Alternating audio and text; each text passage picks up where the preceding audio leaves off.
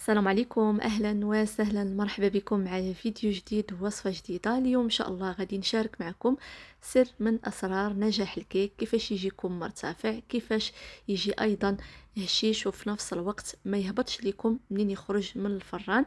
غادي نشارك معكم جميع النصائح خصوصا بالنسبه للاخوات المبتدئات، فتبعوا معايا الفيديو حتى الاخير لانه مليء بالنصائح المهمه لنجاح الكيك من الاول للاخير. على بركة الله، قبل ما نبداو لا فيديو ما تبخلوش عليا اخواتي بلايك ديالكم، ايضا تعليقاتكم محفزات تقديرا مجهوداتي. وعلى بركة الله نبداو. عندي 4 حبات من البيض يكونوا بدرجة حرارة المطبخ، يعني ما يكونوش باردين او في الثلاجة من قبل. كنضيفوا قبيصة ديال الملح لتعديل الذوق، وغادي نضيف كأس غير مملوء من السكر الخشن، ما يعادل تقريبا هكذا واحد 100 غرام. كيس سكر منسم بالفانيلا، وممكن ديروا حتى لجوج اكياس على حسب يعني تركيز النكهه اللي بغيتو نتوما. وغادي نطرب مزيان الخليط، يا اما بالطراب اليدوي او الكهربائي. فانا في الاول بديت باليدوي وكملت بالكهربائي من الاحسن باش كان نسرع الخدمه وما كتاخذش ليا وقت طويل. صافي غادي نخلط مزيان كيف ما كتلاحظوا، غادي نخفق على اعلى سرعه حتى كيتضاعف الحجم ديال البيض وكيصبح اللون ديالو مائل الى الابيض. ضروري اخواتي من هذه الخطوه. من بعد في نفس الكأس اللي درنا فيه السكر غادي نملؤه هكذا بالزيت، ما يعادل كأس إلا ربع. كأس إلا ربع كافية في هاد الخلطة باش كتجينا هكذا الكيكة ديالنا خفيفة أكتر وهشيشة بحال ديال المحلات. صافي غادي نضيف الزيت ديالي بالتدريج وأنا كنخلط. هاد المرة غادي نخلط غير بالطراب اليدوي، وغادي نزيد نكه لهاد الكيك بمبشور حامضة. غادي نحك فقط القشرة الخارجية بلا ما تحاولوا انكم يعني توصلوا للقشرة البيضاء باش ما كتعطيكمش المرورة. وصراحة النكهة ديال الحامض مع الفاني كتجي زوينة بزاف. من بعد غادي نضيف ياغورت بنكهة الفانيلا، يستحسن ياغورت يكون عاقد. وغادي ندمجو مزيان مزيان كيف ما قلت لكم غير بالطراب اليدوي. كل مكون كتضيفوه الا وكتعطيوه وقته الكافي في الخلط باش كيندمج لكم مع باقي المكونات. من بعد غادي نضيف كأس واحد من الحليب، وغادي نستمر في الخلط الجيد. كانوا هادو هما المكونات اللي مضبوطة جدا، ما تزيدوا ما تنقصوا. في هاد الاثناء غادي نضيف الدقيق.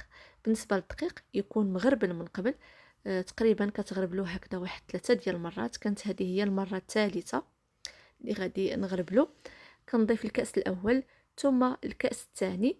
كل كأس كيوزن 100 غرام، يعني دابا درنا 200 غرام من الدقيق الأبيض. غادي نخلط مزيان مزيان حتى كيتجانس ليا مع باقي المكونات. كتشوفوا ان الخليط ديالكم ما بقاوش فيه تكتلات بهذه الطريقه. المهم انكم تخلطوا مزيان مزيان كيف ما ذكرت لكم. صافي انا هنا غادي نترك الاناء ديالي جانبا وغادي ندوزو للخلطه السحريه اللي كتخلي الكيك ديالنا يجينا مرتفع خفيف وهشيش. وصراحه النتيجه كتكون في الاخير زوينه بزاف.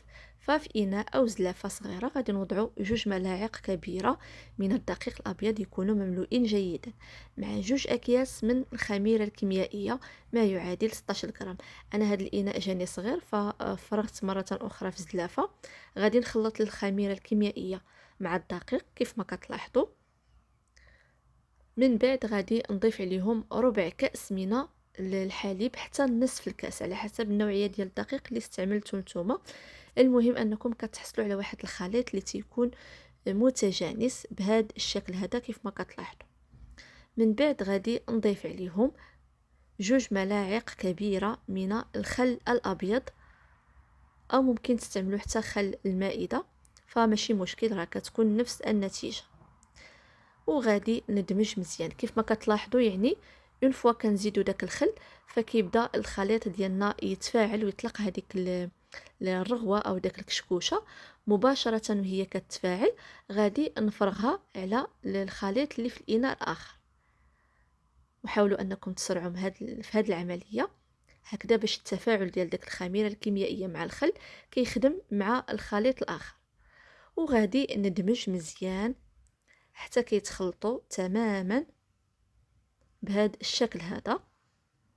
ممكن تستعملوا حتى الضراب الكهربائي، ديروه على اقل سرعه فيه وتخلطوا حتى كتحصلوا على خليط اللي تيكون متجانس. كيف ما كتلاحظوا الخليط ديال الكيك باقي خفيف شويه، لذا غادي نزيدوا تقريبا ملعقه بومبي، يعني تكون مملوءه كيف ما كتلاحظوا. وهنا في المجموع ديال الدقيق اللي استعملت في هذه الكميه كامله هي 3 ديال الكؤوس، يعني درت 2 كؤوس في الاول تقريبا. كندير كأس الا ربع في داك الخليط اللي درت فيه الخميره الكيميائيه، كنزيدوا هاد الملعقه كبيره، يعني في المجموع 3 ديال الكؤوس، وكنخلط مزيان. لاحظوا القوام ديال الكيك كيفاش كيصبح، ماشي خفيف وايضا ماشي ثقيل.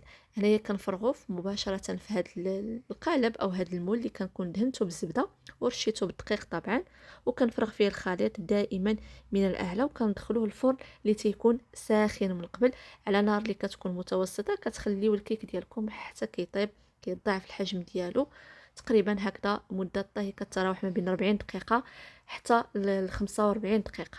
هنا مباشره غادي ندوز باش غادي نحضر معكم الصلصه اللي غادي نزين بها الوجه ديال الكيك. فحبيت انني نشاركها معكم بجميع التفاصيل، خصوصا بالنسبه للاخوات المبتدئات. غادي نحضر معكم صلصه الكراميل منزليه احسن اللي كتباع تماما. فعندي هنايا كاس الا ربع من السكر حبيبات كيف ما لاحظتوا، وضعته في المقلاة على نار اللي كتكون مهيله. كنخليوه حتى كيذوب تماما بلا ما نحركوه بلا حتى شي حاجه، غير كيبدا يعني هكذا كيتبقاو لنا واحد الحبيبات اللي قليله، فكنعاونو هكذا بواحد الملعقه خشبيه حتى كيذوب تماما هذاك السكر. كيف ما شاهدتوا ضفت قبيصه ديال الملح باش يخرج لينا داك النكهه ديال الكراميل. من بعد غادي نضيف كأس الا ربع من الماء اللي يكون ساخن جدا، كنضيفه مباشره لهداك السكر او داك الكراميل، وكنخلطو مزيان حتى كيولي يذوب هذاك السكر. من بعد غادي نضيف 150 غرام من الشوكولاته البيضاء، انا استعملت فقط بديل الشوكولا. طبعا الا بغيتو ديروا شي نوعيه جيده فكيبقى لكم الاختيار. كنخلي هذيك الشوكولا حتى كتذوب تماما، وكنتحصلوا على صلصه الكراميل كتجي اكثر من رائعه، ناجحه 100%، وكتقام يعني بثمن اللي رخيص بزاف. هنا كنفرغها في الزلافه وكنخليها حتى كتبرد.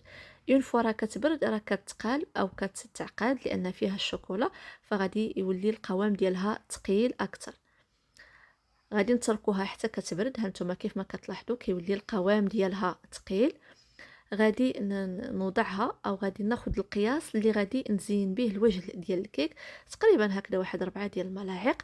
كنضيف عليهم 2 ملاعق كبيره من الزنجلان او السمسم بعد ما كنحمروا طبعا، وكنخلطوا مع داك الصلصه حتى كنتحصلوا على هاد الخليط هذا. كيف ما كتلاحظوا ما كيجمع ما بين القرمشه والمذاق ديال الكراميل، صراحه كيتواتى بزاف مع الزنجلان. كانت هذه هي الخلطه اللي ممكن انكم تدهنوا بها الوجه ديال الكيك، كتعطيه كيف ما قلت لكم قرمشه وفي نفس الوقت مذاق.